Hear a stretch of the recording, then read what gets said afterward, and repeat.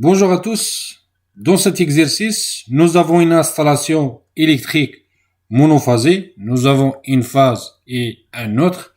Et la tension efficace entre la phase et le neutre égale à 230 volts. Dans cette installation, nous avons 10 lampes. Chaque lampe consomme une puissance active égale à 100 watts avec un facteur de puissance égal à 1. Nous avons un ordinateur qui consomme une puissance active égale à 250 watts avec un facteur de puissance égal à 1.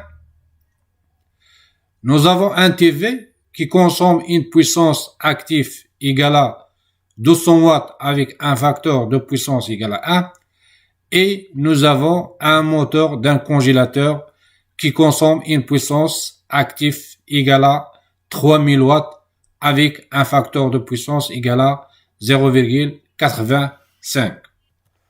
Le but de cet exercice, c'est de calculer les valeurs efficaces du courant I1, le courant consommé par le récepteur 1, le courant I2 consommé par le récepteur 2, le courant I3 consommé par le récepteur 3, le courant I4 consommé par le récepteur 4 et le courant total consommé par toute l'installation, le courant I. Pourquoi il faut calculer ces courants? Si on détermine les valeurs efficaces du courant de chaque départ qui alimente les récepteurs, ici nous avons quatre départs, un départ pour chaque récepteur, on peut déterminer le calibre de disjoncteur pour la protection des départs. C'est par exemple, je trouve que le courant I1 égale à 3 ampères, donc ici je peux installer un disjoncteur de 10 ampères. Par exemple, si je trouve que le courant I4 égale à 6 ampères ou 8 ampères, donc ici je peux installer un disjoncteur de calibre 16 ampères.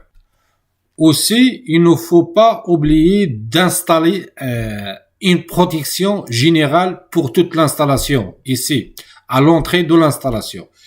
Et le calibre de la protection générale, il dépend du courant I qu'on va calculer dans cet exercice. On va commencer pour calculer le courant I1 consommé par le récepteur 1. Nous avons le facteur de puissance de récepteur 1 égale à 1. Donc, le Φ1 égale à cosinus moins 1 de 1 égale à 0. D'où le sinus Φ1 égale à 0. Ça, d'une part. D'autre part, nous avons la puissance active par définition égale à la tension efficace fois le courant efficace fois le facteur de puissance. Donc, I1 égale à la puissance active de 10 lampes P1, la puissance active de 10 lampes égale à 10 fois 100. 100, c'est la puissance de chaque lampe. Donc, la puissance totale de 10 lampes égale à 10 fois 100, qui est 1000, divisé par la tension efficace. La tension efficace entre phase et neutre égale à 230 fois le facteur de puissance 1. Donc, si on fait le calcul, on va trouver que le courant I1 égale à 4,35 ampères. La puissance réactive de récepteur 1 des lampes. Nous avons par définition la puissance réactive Q1 égale à U fois le courant I1 fois sinus phi.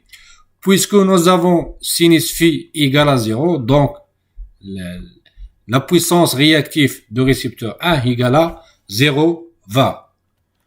Donc ici nous avons pour les 10 lampes, la puissance active c'est 1000 watts, la puissance réactive c'est 0,20 et le courant consommé par ces 10 lampes égale à 4,35 ampères. De la même façon, pour le récepteur de l'ordinateur, nous avons le facteur de puissance égal à 1, donc phi2 égale à 0, donc le sinus phi2 égale à 0. Ça d'une part. D'autre part, nous avons P2 par définition égale à U fois I2 fois cos phi2, d'où le courant I2 égale à P2 qui égale à 250 divisé par U fois cos phi, 230 fois 1. Si on fait le calcul, on va trouver que I2 égale à 1,09 ampères.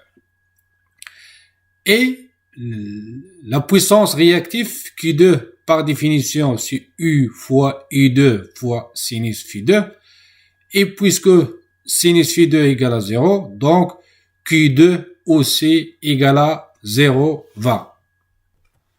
Pour le récepteur 3, le TV, nous avons la même chose, cos phi 3 égale à 1, donc phi 3 égale à 0, donc sinus phi 3 égale à 0.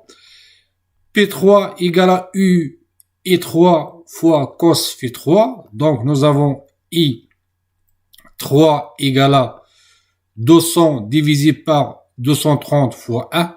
Si on fait le calcul, on va trouver que I3 égale à 0,87 ampères. Et la puissance réactive égale à U fois I3 fois sinus phi 3. Sinus phi 3 égale à 0, donc la puissance réactive Q3 consommée par le TV égale à 0,20. Pour le dernier récepteur, le moteur, c'est la même chose. Nous avons cos phi 4 égale à 0,85. Donc, phi 4 égale à cos moins 1 ou arc cosinus de 0,85. Si on fait le calcul, on va trouver que phi 4 égale à 31,79 degrés. Donc, sinus phi 4 égale à sinus 31,79 degrés. Si on fait le calcul, on va trouver que sinus phi 4 égale à 0,527. P4, la puissance P4 égale à la puissance active consommée par le moteur 4 égale à U I4 fois cos phi 4. Donc, le courant I4 égale à P4 divisé par U fois cosinus phi 4. Si on fait le calcul, on va trouver que I4 égale à 15,35 ampères.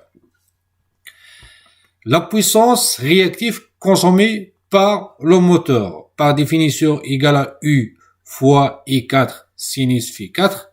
Nous avons U égale à 230. I4, on a déjà calculé I4 ici. Le sinus phi, il est déjà calculé ici. Si on fait le calcul, on va trouver que Q4 égale à 1859 watts.